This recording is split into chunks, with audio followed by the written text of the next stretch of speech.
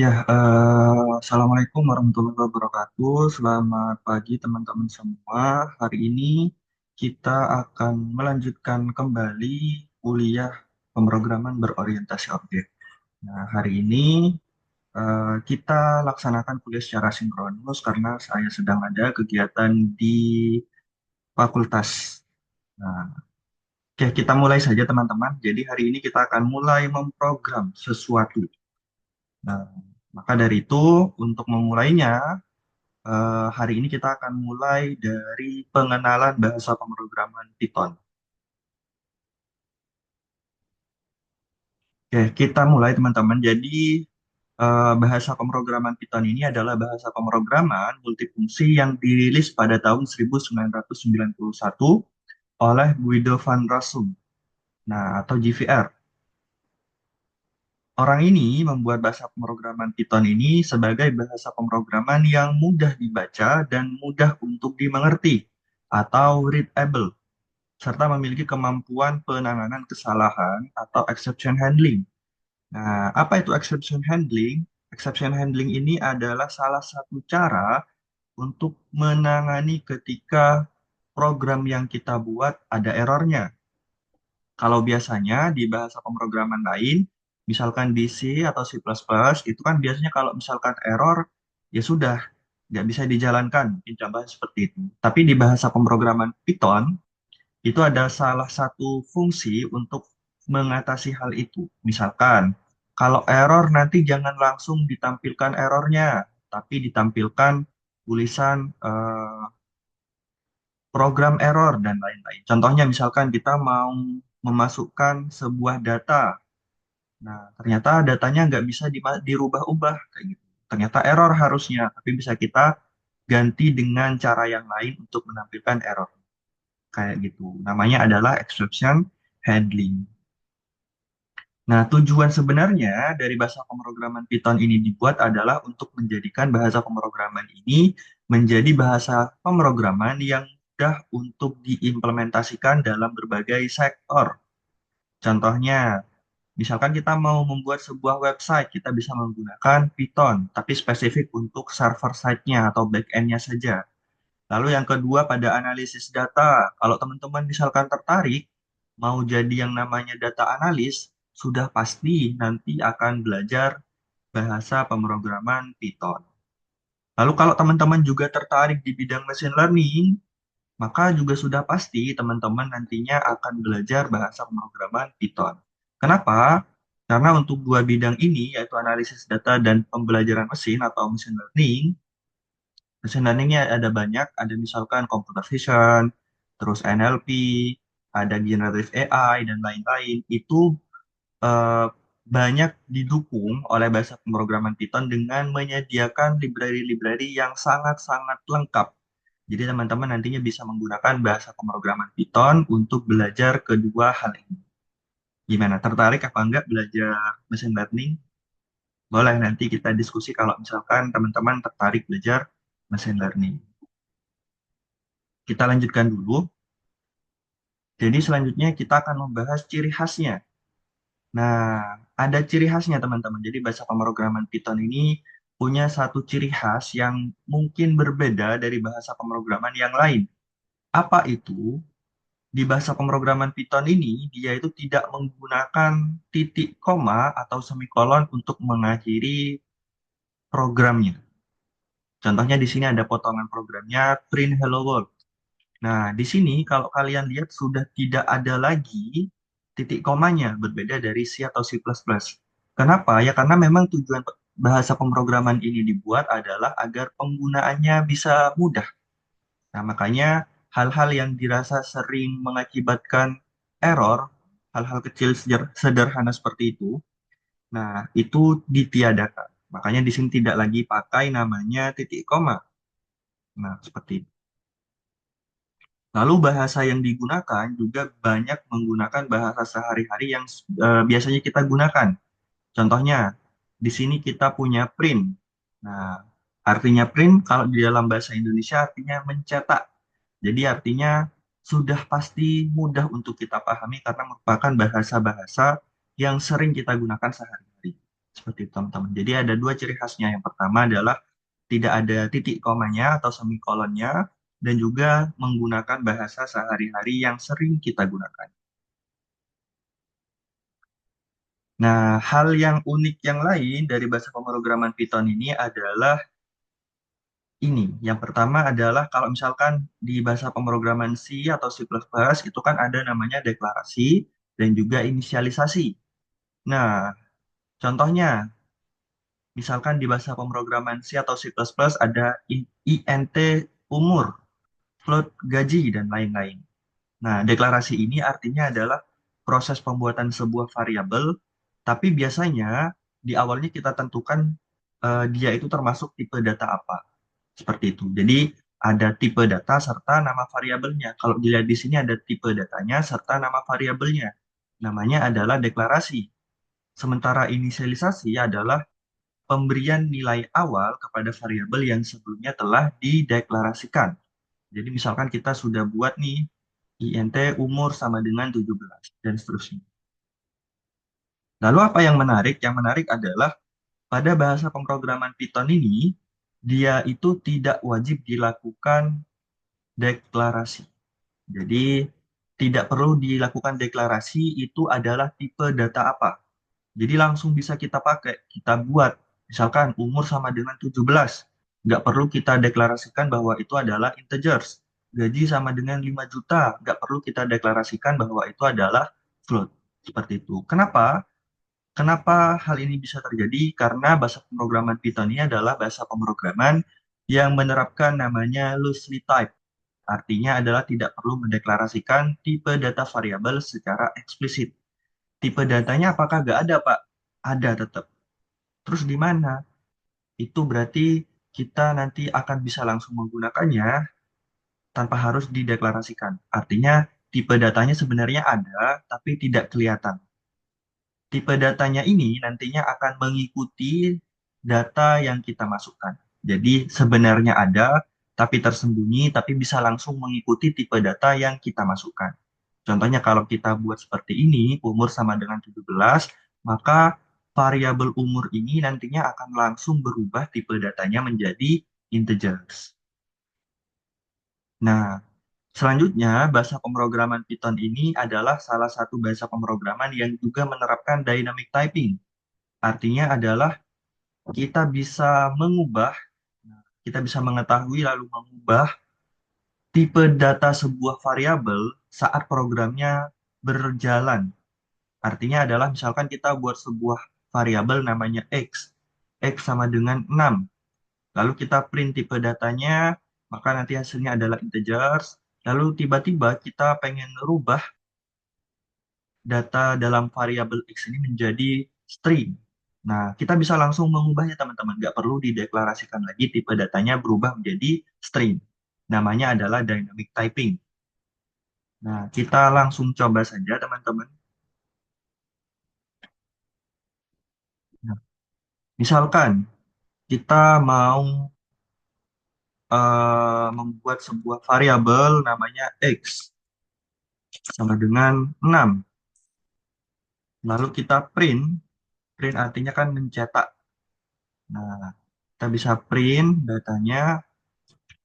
Nah, apa yang mau kita print? Yang mau kita print adalah tipe. Tipe ini berarti nanti akan mengeluarkan output data ini merupakan tipe apa. Seperti itu. Kalau kita run, seperti ini. Oh ya, ini teman-teman kalau misalkan mau coba bisa langsung buka Google Colab. Nah, nanti langsung diketik programnya, langsung diklik run. Tapi biasanya kalau pertama kali biasanya masih menunggu sampai ini berubah menjadi eh, centang hijau. Nah, oke kita lanjutkan teman-teman. Di sini kalian bisa lihat bahwa eh, tipe datanya adalah integers. Nah, kita mau lihat apakah memang benar Python ini bisa menerapkan namanya dynamic typing. Kita bisa rubah sewaktu-waktu ketika programnya sebenarnya sedang berjalan. Misalkan kita mau rubah variabel X ini dengan tipe data string, misalkan diganti menjadi Rifki. Lalu kita print lagi tipe datanya, kita kopas. lalu kita run, nah maka dia akan berubah menjadi string. Seperti itu teman-teman. Jadi bisa langsung berubah-ubah sesuai dengan apa yang kita mau. Bisa kita explore seluas-luasnya. Dan juga mudah untuk diimplementasikan. Nah, kalau misalkan ada yang mau ditanyakan, boleh silakan ditanyakan ke saya nanti ya. Selanjutnya kita akan belajar namanya adalah tipe data pada bahasa pemrograman Python. Nah, tipe data ini secara general dibagi menjadi dua, teman-teman. Yang pertama namanya adalah tipe data primitif, dan yang kedua tentu saja tipe data non-primitif, atau dalam bahasa pemrograman Python disebut sebagai tipe data collection. Nah, kita akan belajar mulai dari tipe data primitif. Apa itu tipe data primitif? Tipe data primitif ini adalah tipe data yang memang disediakan dari bahasa pemrogramannya. Artinya adalah sudah disediakan dari sananya. Nah, jadi memang dari bahasa pemrogramannya sudah ada. Contohnya untuk angka, untuk angka ini misalkan ada integers. Nah, ini sebenarnya masih mengulang apa mata kuliah pemrograman dasar. Ada integers, ada float, ada complex. Integers ini artinya adalah bilangan bulat. Lalu untuk float ini artinya adalah bilangan desimal. Dan untuk bilangan kompleks ini adalah bilangan yang terdiri dari bilangan real dan juga bilangan imajiner. Apa itu bilangan real dan bilangan imajiner? Nanti teman-teman silahkan googling karena ini sebenarnya adalah mata kuliah matematika. Kayak gitu. Jadi bilangan real dan juga imajiner. Sebenarnya pengerjaannya ternyata didukung sama bahasa pemrograman Python. Kayak gitu teman-teman. Tipe data kedua namanya adalah Boolean. Boolean ini artinya tipe data yang berisi logika benar atau salah. Jadi di dalamnya tipe datanya isinya cuma dua, ada true dan juga false. Seperti itu. Biasanya ini banyak dipakai untuk sebagai penanda pada situasi kondisional. Jadi kalau teman-teman buat if, mau buat penanda atau dalam bahasa pemrograman kita sebut sebagai flag, bendera, flag, maka kita bisa menggunakan boolean seperti itu, true atau false seperti itu. Nanti kita coba satu-satu. Tipe data selanjutnya namanya adalah string. String ini nanti isinya berisi sebuah karakter. Nah, apa saja karakternya? Bisa huruf, bisa angka, atau simbol. Bebas, terserah teman-teman. Nah, itu adalah tipe data yang ada pada bahasa pemrograman Python, tipe data primitif yang ada pada bahasa pemrograman Python. Sekarang bisa kita coba, teman-teman. Misalkan kita mau membuat tipe data untuk angka. Nah, misalkan kita mau buat yang integers. Sudah pasti kita akan membuatnya dengan memasukkan angka bilangan bulat. Kita mau coba print tipe datanya seperti ini. Lalu kalau kita run, nah tipe datanya akan muncul sebagai integers. Lalu gimana Pak cara buat untuk tipe data desimal atau float? Tinggal kita tambahkan titik dan angka di belakang komanya. Ini sudah bisa langsung berubah menjadi float. Seperti itu.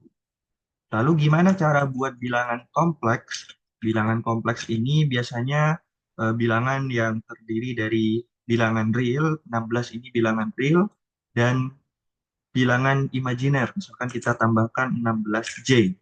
Nah, kalau kita run, dia akan berubah menjadi tipe data kompleks. Seperti itu, teman-teman.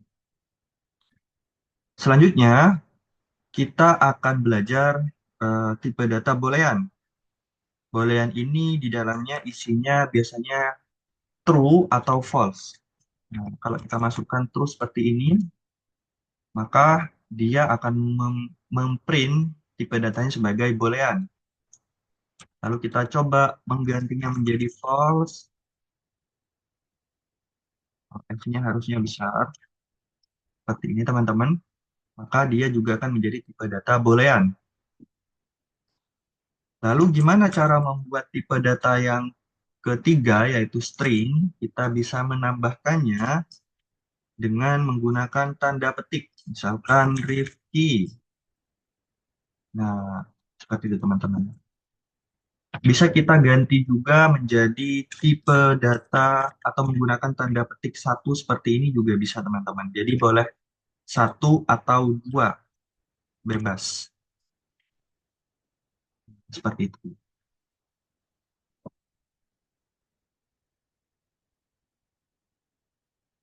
Oke, kita sudah belajar tentang tipe data primitif. Sekarang saya mau menambahkan sedikit. Nah, jadi ada beberapa hal yang unik di bahasa pemrograman Python. Kalau biasanya kita mau membuat sebuah eh, karakter enter, biasanya di bahasa pemrograman C atau C++, itu biasanya kita menggunakan slash n. Nah, tapi di Python itu ada yang unik, di mana kita bisa menggunakan namanya multiline. Multiline ini adalah salah satu cara untuk kita memprint sesuatu dengan menggunakan enter secara langsung. Cara membuatnya adalah dengan menambahkan tiga tanda petik. Misalkan, X sama dengan satu, dua, tiga. Halo, nama saya adalah Rifki Abdillah. Lalu kita enter. Umur saya 25 tahun. Kita enter lagi. Saya dari Madura. Lalu kita tutup dengan tiga tanda petik. Maka ketika kita memprint variabel X ini, seperti ini, hasilnya langsung ada enternya tanpa harus diberikan slash n. Jadi apakah nggak ada Pak slash n di Python? Jawabannya ada teman-teman. Kita bisa gunakan slash n seperti biasa, seperti ini.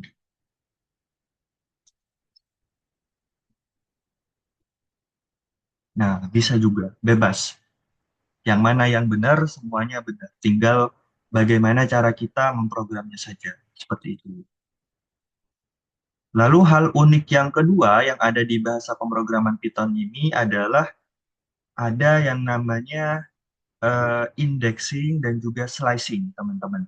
Indexing apa, slicing apa, nanti akan kita bahas. Jadi kalau misalkan kita punya sebuah string di bahasa pemrograman Python ini, kita bisa melakukan namanya slicing.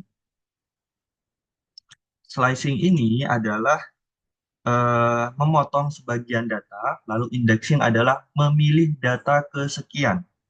Misalkan kita punya sebuah variabel namanya adalah Surabaya. Ini kan kita buat namanya string. Kalau kita print si X ini, maka nanti hasilnya Surabaya seperti ini. Nah, di bahasa pemrograman lain mungkin nggak ada yang seperti ini teman-teman, di mana kita bisa memilih sebagian datanya saja secara langsung. Sedangkan pada Python dia itu sudah tersedia. Pertama, kita akan belajar namanya indexing. Indexing ini adalah memilih tipe datanya.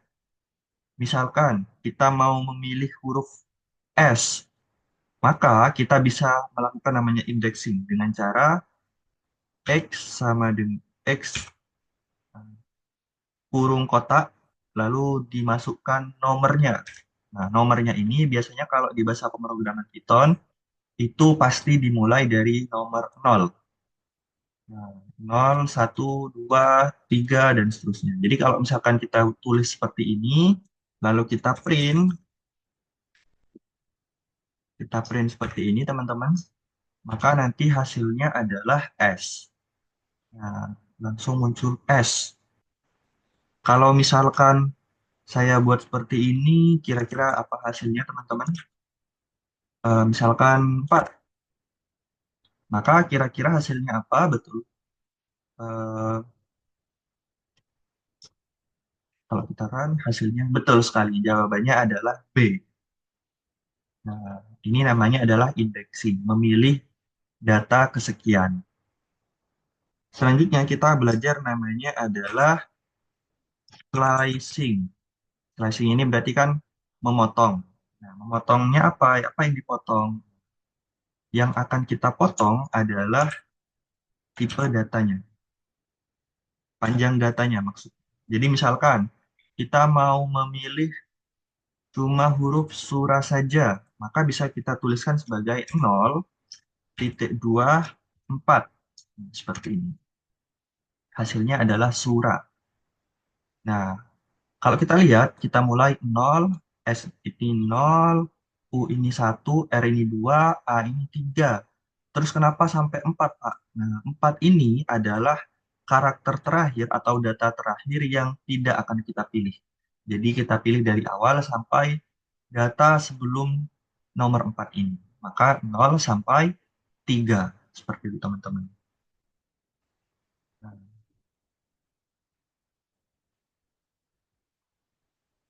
terus kalau mau kita pilih eh, raba, misalkan contohnya seperti itu. Jawabannya berapa, teman-teman? Print X berapa kira-kira? Hmm, berapa kira-kira ya? Betul sekali. 3 sampai apa?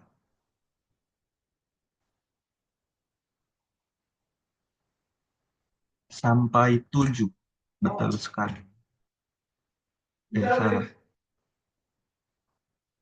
Dari 2 sampai 6. Salah ternyata. Betul sekali. 2 sampai 6.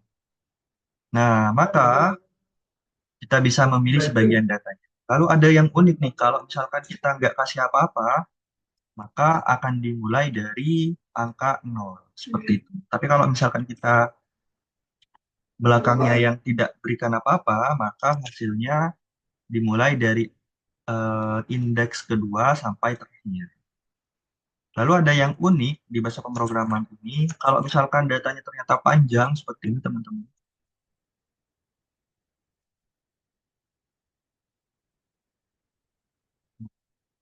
Panjang ya, kita nggak tahu nih, ini data keberapa nih yang belakang.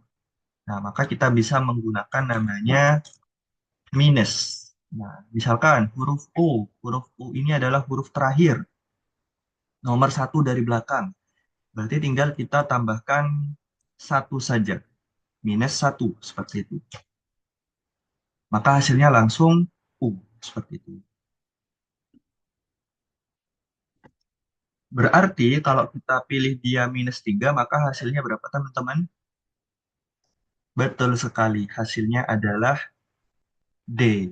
Seperti itu teman-teman. Itu adalah indexing dan juga slicing yang ada di bahasa pemrograman Python.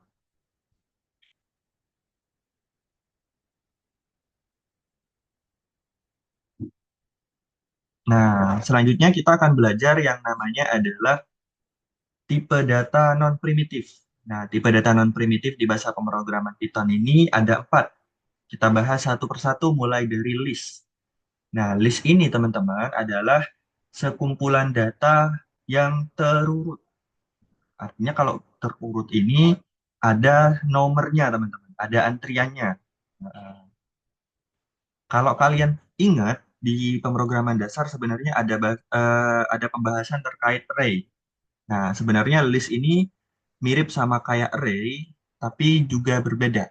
Perbedaannya terletak pada kalau array biasanya tipe datanya harus sama semua. Misalkan integers, ya berarti integers semua. Kalau float berarti harus float semua. Nah, berbeda dengan list di mana tipe data yang ada di dalamnya boleh berbeda. Seperti itu, teman-teman. Contohnya, kita langsung buat saja data sama dengan, nah kalau list ini biasanya diawali dengan kurung kotak seperti ini. Maka kita buat misalkan, yang pertama kita buat string, kita buat menggunakan integers, kita buat juga menggunakan float, lalu kita buat string lagi. Nah, bisa teman-teman. Nah, itu adalah list. Lalu selanjutnya kita akan belajar indexing pada list. Di sini ternyata list ini juga bisa kita indexing teman-teman. Misalkan kita mau memprint data ke nol seperti tadi, maka bisa kita lakukan seperti ini. Nah, data ke nol ini kan string. Apakah bisa kita indexing lagi, Pak? Jawabannya bisa, teman-teman. Tinggal kita tambahkan seperti ini.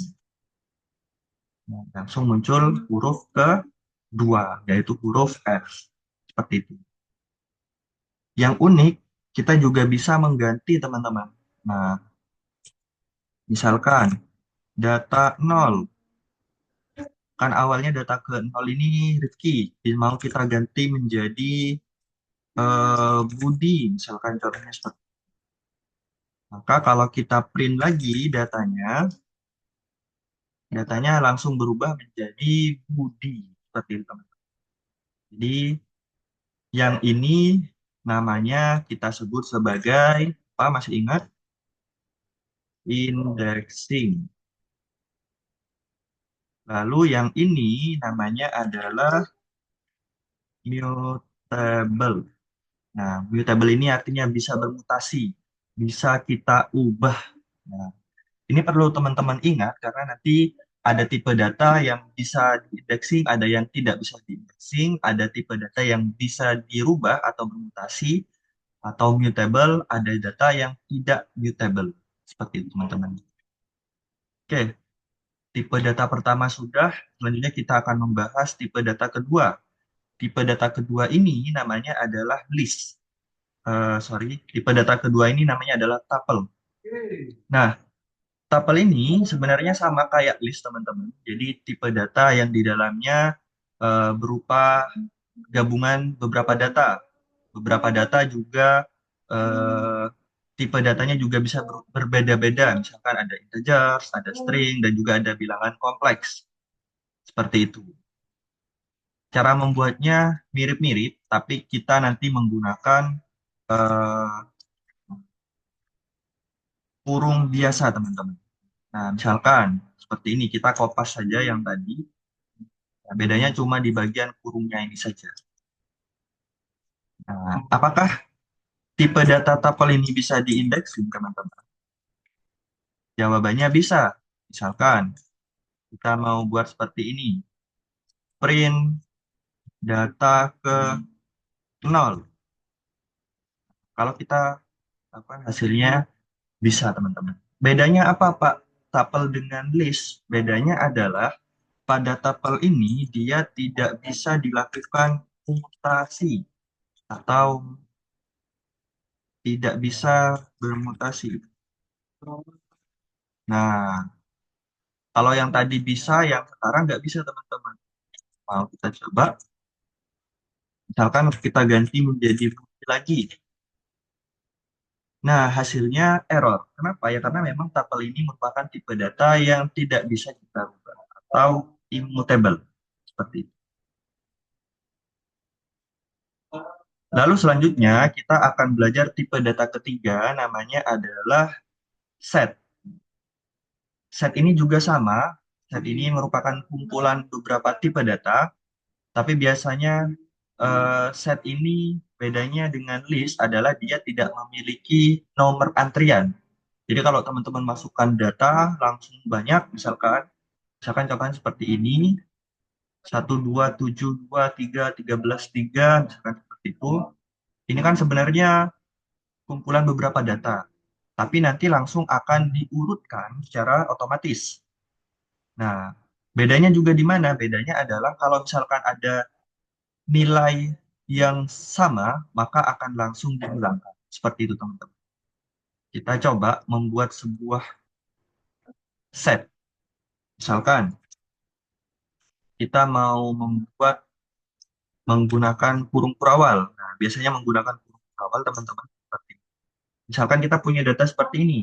Ada 1, 2, 3, 4, 5, 5, 5, 5, 5. Maka kalau kita print, maka seperti ini. Nah, maka hasilnya nilai-nilai yang duplikat itu akan dihilangkan. Nah, lalu kalau kita ganti seperti ini, seperti apa Pak hasilnya? Ada yang bisa menebak kira-kira? Betul sekali. Hasilnya adalah 2, 3, 4, 5, dan 9. Nah, lalu apakah bisa diindexing, Pak? Kita coba. Data ke 0, hasilnya adalah error. Kenapa error? Karena tipe data set ini tipe data yang tidak memiliki nomor antrian atau tidak memiliki nomor urutan. Sehingga nanti ya sudah, tipe datanya langsung dipakainya seperti ini. Kalau kita review lagi, teman-teman, list ini merupakan tipe data yang paling bebas untuk digunakan karena selain memiliki nomor antrian atau urutan, kita bisa mengubahnya secara langsung atau mutable. Lalu untuk tipe data tuple ini, dia itu bisa diindexing juga, tapi tidak bisa dirubah. Kenapa? Karena memang pemanfaatannya berbeda. Biasanya tuple ini dimanfaatkan untuk eh, menyimpan data-data yang tidak boleh dirubah. Contohnya misalkan NIK, nama ayah, nama ibu, dan lain-lain. Lalu nomor kakak, dan lain-lain. Jadi tipe-tipe data yang tidak bisa kita ubah sembarangan, kita simpan ke dalam tuple. Lalu untuk set ini biasanya banyak digunakan untuk analisis data, di mana biasanya kita nantinya akan gunakan untuk mengurutkan sekumpulan data secara langsung, secara otomatis, dan juga menghilangkan tipe data yang duplikat. Jadi biasanya set ini dipakai untuk analisis data. Dan tipe data terakhir, teman-teman, namanya adalah dictionary. Dictionary ini, kalau kita translate ke bahasa Indo, artinya kan kamus. Tipe data dictionary ini di dalamnya biasanya berisi data yang berpasangan. Contohnya seperti ini, teman-teman. Misalkan ada nama pasangannya adalah Perseus Ivan, seperti itu. Lalu ada yang kedua, umur ini pasangannya 20. Is married. Nah, apakah sudah menikah? Jawabannya adalah false, artinya dia itu belum menikah. Ini adalah tipe data dictionary. Sekarang kita coba saja, teman-teman. Misalkan kita mau membuat tipe data dictionary, maka kita membuatnya menggunakan kurung kurawal juga. Nah, misalkan seperti ini. Nama kita pasangkan dengan eh, Rifki, contohnya seperti itu. Kita, kita nanti punya pasangan data nama dan Rifki. Kita pasangkan juga umur dengan data bertipe integers, misalkan 25. Lalu kita buat pasangan lagi asal. Kita pasangkan dengan Madura, misalkan contohnya seperti itu. Maka kalau kita run, kita bisa membuat tipe data dictionary. Nah, apakah bisa diindeksi, Pak? Jawabannya bisa. Silakan dicoba. Loh, kok error? Nah, ternyata cara indeksingnya berbeda dengan pada list. Kalau di list menggunakan nomor urutan, kalau pada dictionary kita menggunakan nama pasangannya. Seperti itu, teman-teman. Jadi kalau kita buat seperti ini, maka nanti yang di print adalah nama pasangannya. Apakah bisa sebaliknya, Pak? Jawabannya tidak bisa. Kenapa? Karena yang menjadi penamaannya atau penomorannya adalah bagian yang pertama. Seperti itu. Jadi nama lalu umur lalu asal yang menjadi eh, penomor dari tipe datanya. Seperti itu, teman-teman. Lalu apa gunanya? Biasanya digunakan untuk menyimpan data-data seperti ini, teman-teman. Data-data yang kita butuhkan keterangannya itu tipe data apa atau data apa. Kalau kita langsung seperti ini kan mungkin akan terlihat susah, teman-teman. Misalkan data sama dengan 20, 65, lalu 95, lalu 65,2, contohnya seperti itu. Ini di list. Kita buat tipe data list.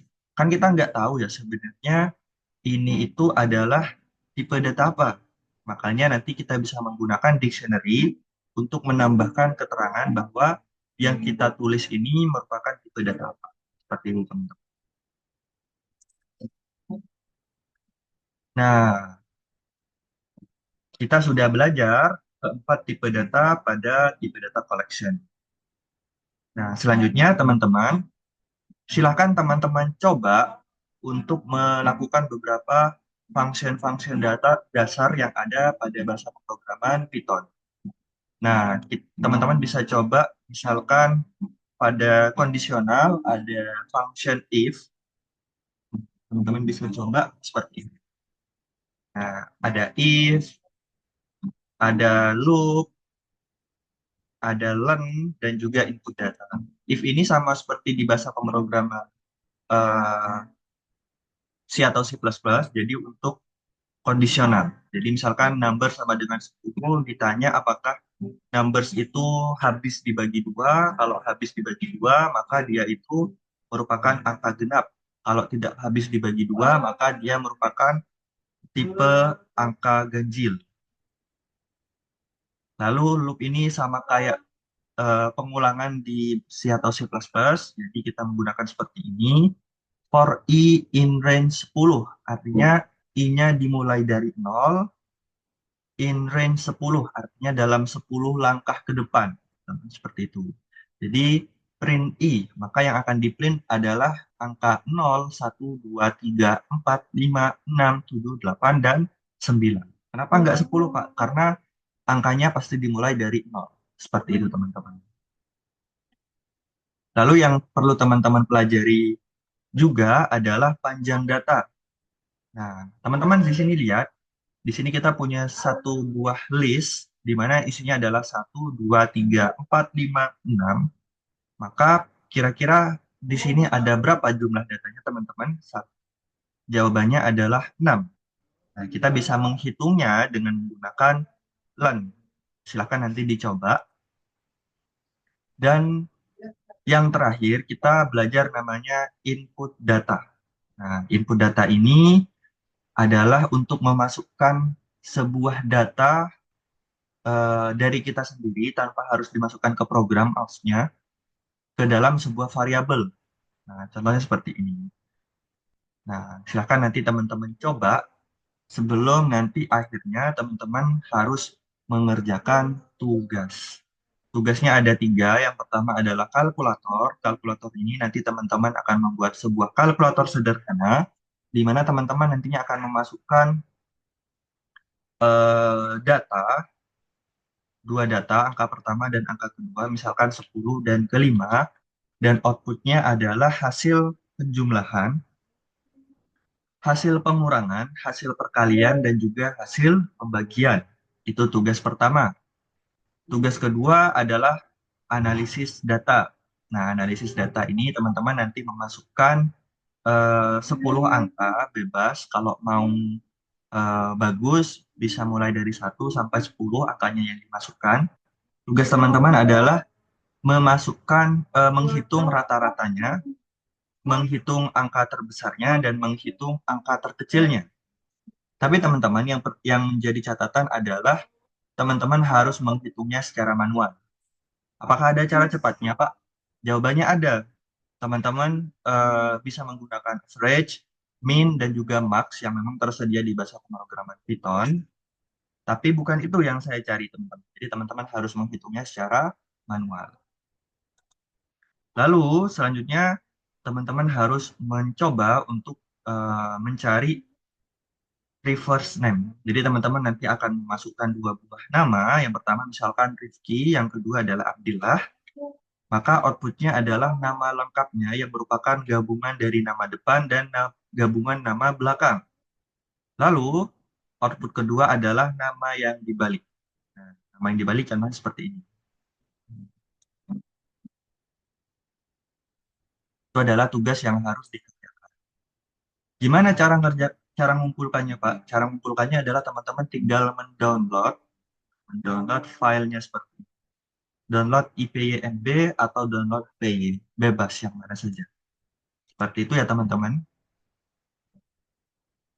Apakah saya boleh menggunakan ChatGPT, Pak? Jawabannya terserah kalian. Karena yang menanggung konsekuensi kalian nggak bisa ngapa-ngapain adalah kalian sendiri. Jadi silahkan kalau yang mau nggak bisa ngapa-ngapain, mau cuma lulus saja, silahkan menggunakan ChatGPT. Nggak apa-apa.